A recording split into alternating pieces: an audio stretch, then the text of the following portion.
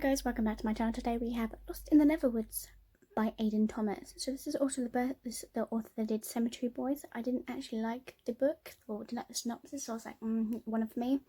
But this is a retelling of Peter Pan. Now I love Peter Pan. It's one of my favorite Disney movies, of course. So I have to do it.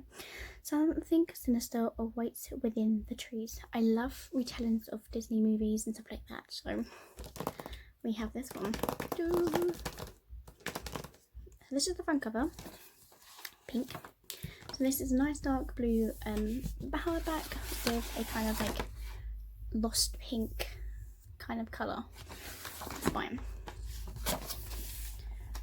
So when children go missing, people want answers. It's been 5 years since Wendy and her two brothers vanished into the woods near the small coastal town of Astoria, Oregon.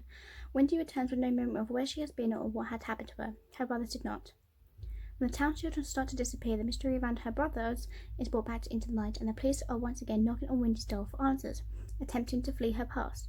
Wendy almost runs over her unconscious boy lying in the middle of the road. Peter, a boy she thought lived only in her stories, asked for Wendy to help to rescue the missing kids, but in order to find them, Wendy must confront what's waiting for her in the woods. And oh, so good. So I do have... And she goes, "Oh yes, I almost ran over a boy with my truck last night. Turns out he claims to be a character from stories my mum made up. Did I mention he doesn't have a shadow, like literally, and he needs my help to find it?" So that was like sarcastic kind of words, and I was like, yes.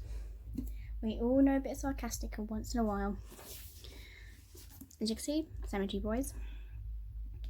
Wendy's heart throbbed violently in her throat. Cold sweat beaded on her skin. Her nails bit into her palms. Harsh, ragged breath billows white before her. The template in her spine begins to awake. At the base of a great tree, the roots formed a small opening, like an entrance to a dark cage. Rotten leaves brushed past a gaping mouth, and just below the sound of their ruffling, Wendy heard a quiet, voiceless murmur. She knew this place. Everything in her screamed for her to run. Wendy needed to get out of there. She needed to get away from this tree. But also she had no control of her body, because suddenly she was moving towards it. The hushed whispers became steadily louder as she stepped closer, one foot after another, though they were children's voices. Oh, shivers down my spine. So, we're all familiar with the boy who never grows up and the magical Neverland. In this retelling, things are far more sober. We follow Wendy Darling, who lives in a small town where children goes missing in the local woods. Something sinister lurking and preying on the instance. It's been 5 years since Wendy herself disappeared into those woods, but her two younger brothers. But that she's the only one who ever returned. Trying to outrun what haunts her, Wendy nearly runs over an unconscious boy in the middle of the road on her birthday, only to realise that the boy is someone she knows, Peter, a boy she confronts herself she only met in her dreams. When Peter asks for Wendy's help to help find the lost children, she agrees, but to find them she will still have to face what's been waiting for her in the woods, a repressed memories of her own kidnapping. So this came with like a lot of mixed feelings as I was reading it. I do love the story. I appreciate the story once I've finished it. The characters are engaging and fleshed out enough, with Peter in particular being very close to the original version, and there's some side plots which enrich the story. But my biggest issue was the pacing, which was so slow that I often put the book down, which nothing was happening. Wendy seems proactive, also making plans trying to get on with things, but the first 2/3 of the book, nothing really happens. But definitely brings the drum and gas moments you wait the whole novel for. I will say this plot twist in Thomas novels was outstanding.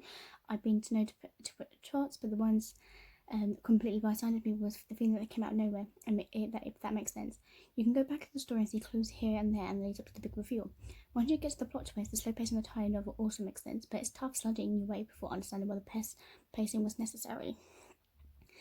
So the author shines here with the same elements that have been making their debuts, such as sound, success with the dark vibes. The haunting aesthetics of settings and flawed characters they can't help but root for, even when they mess up, and despicable. So the author delivers a nice dark and atmosphere Peter Pan retelling with a haunting symptom of grief and twist that will make you gasp out loud. I was like... So this book came out in March. I absolutely loved the book. So I enjoyed it fully. And I know most people don't like it, but I did. It was just different to it. So I've read a few returns of Disney, like the Curse of So Dark and Lonely, that's the Return of Beauty and Beast.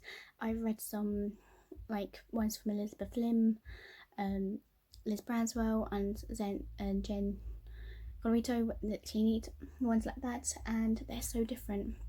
Even with the Serena Valentino ones with the villains, those were completely different, but this was definitely an overturned book that if you think, yes, it has a slow pace, but to be honest, it was really, really good. And it did me have the kind of like the edge of my seat going, okay, I know it's slow pace, but what are you going to happen next? And there were some days where I'm like, okay, I need to put the book down a minute and then carry on reading it. That's what I did. I did it anyway. But then at the end of the day, it was a really good book. I did enjoy it, and I cannot wait to see what this author actually brings else.